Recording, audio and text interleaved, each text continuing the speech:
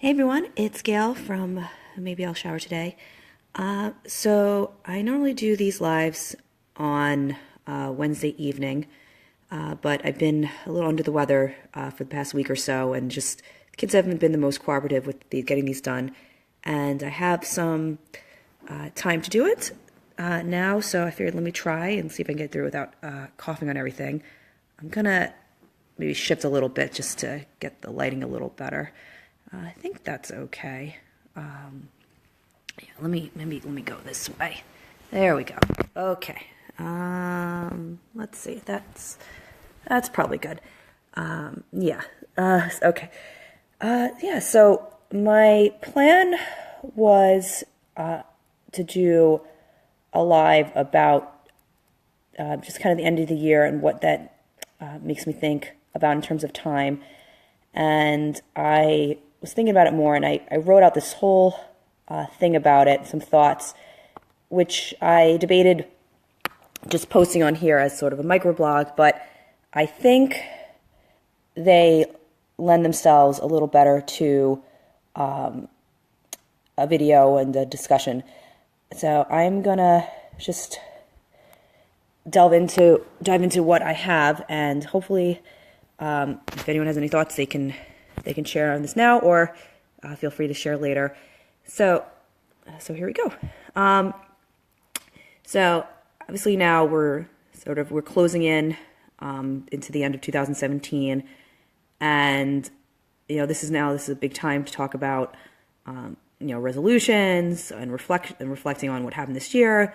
I know a common theme is 2017 was rough for a lot of people. A lot of people are not happy with the state of political things in our country. The people are obviously very upset about a lot of the sort of terrible events that have happened, whether it was all the natural disasters or the shootings or just any of the other sort of ongoing problems that seem to be bombarding us in this past year.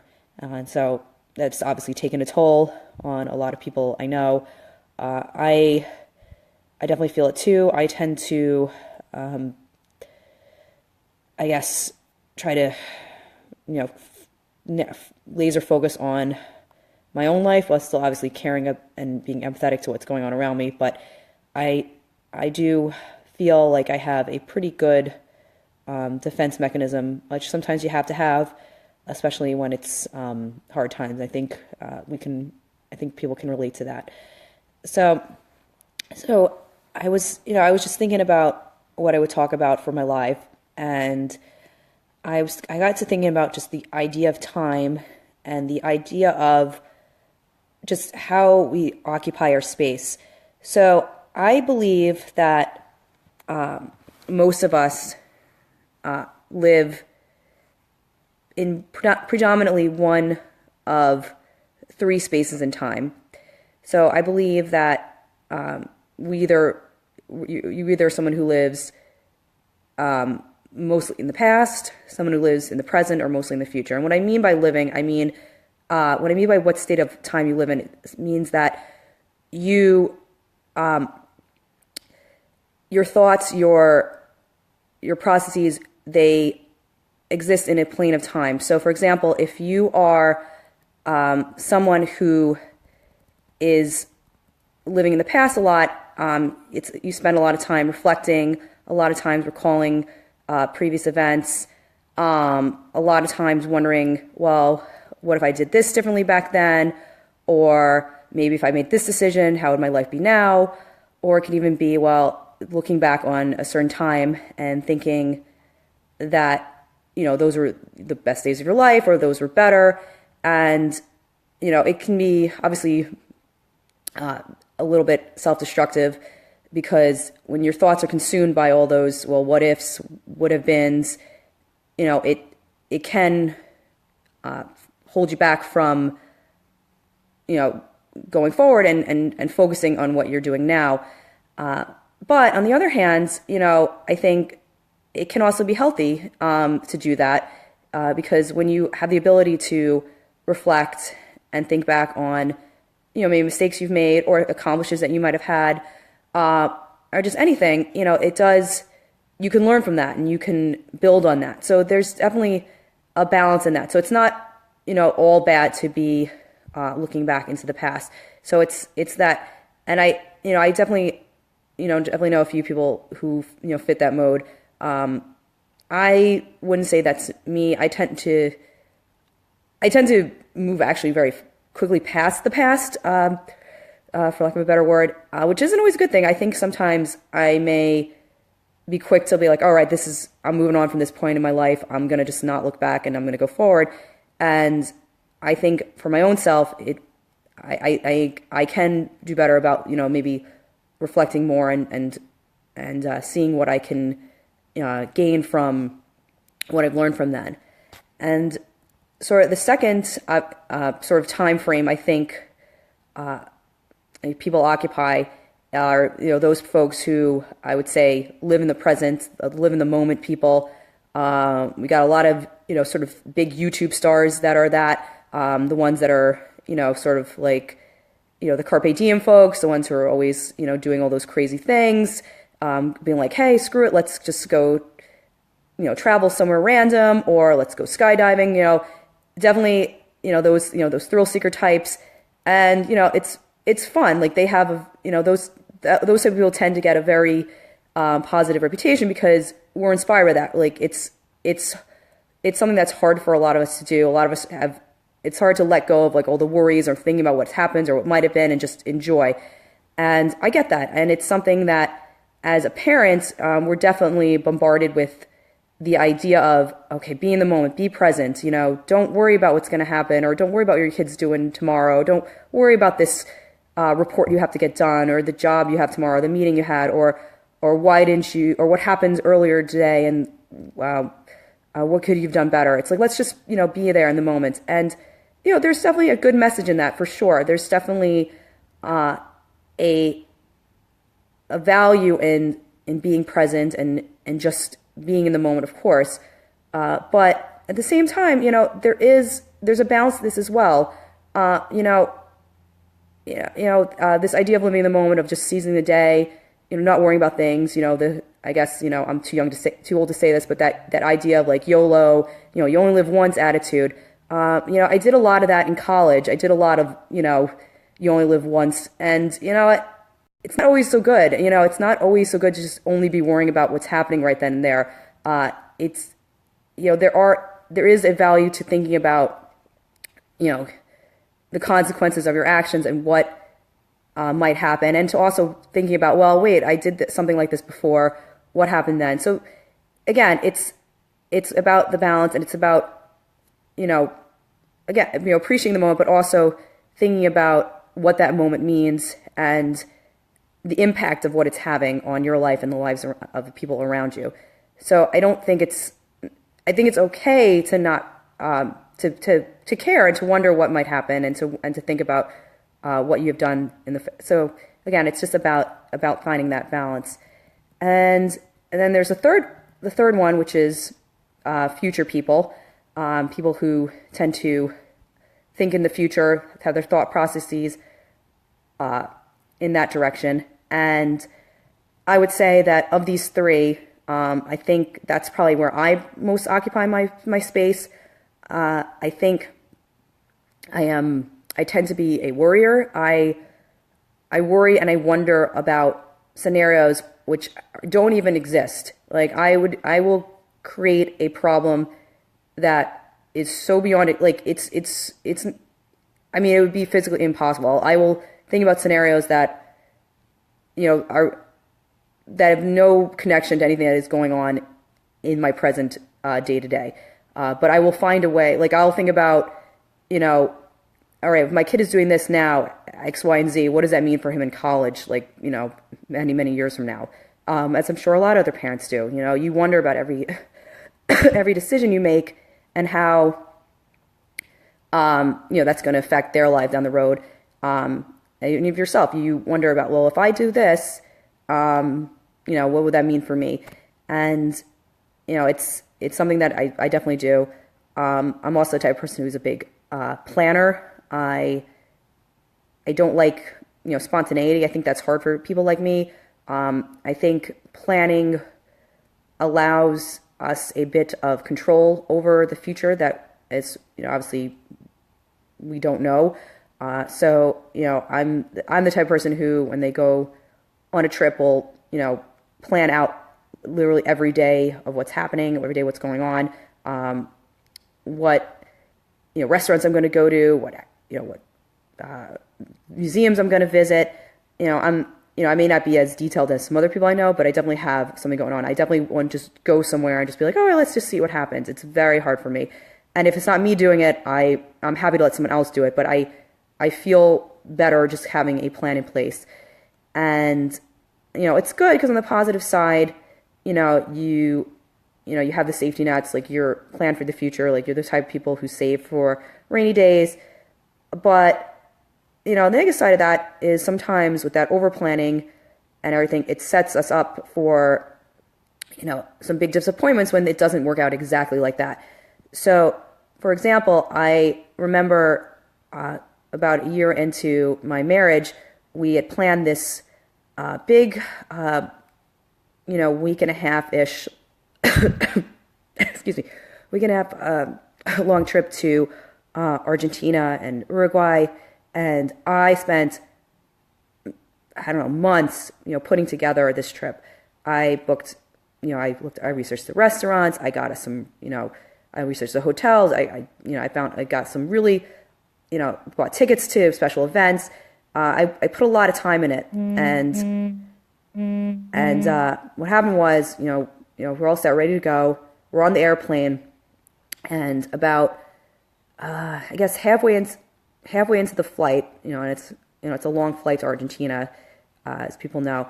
I guess we're just over, over Venezuela, so about the tip of South America.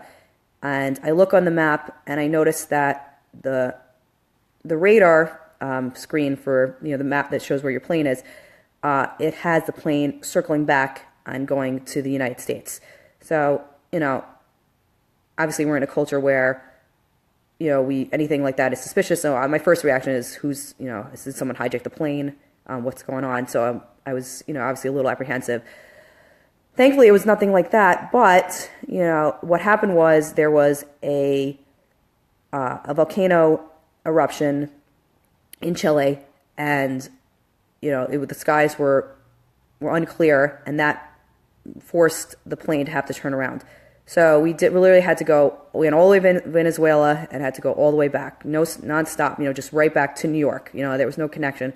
So we basically spent, 10 hours on a plane just in the sky.